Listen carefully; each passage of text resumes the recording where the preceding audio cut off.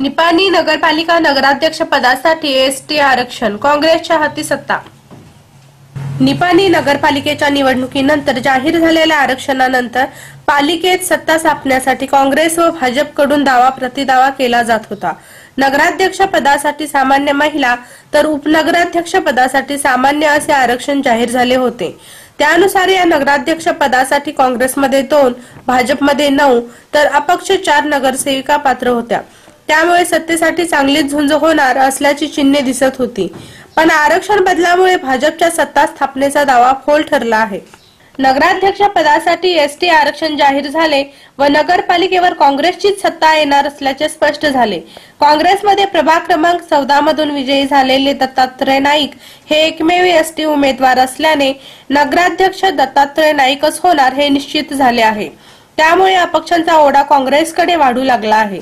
या सर्व घडामोडीमुळे भाजपच्या गोटात मात्र भीतीचे वातावरण पसरले आहे।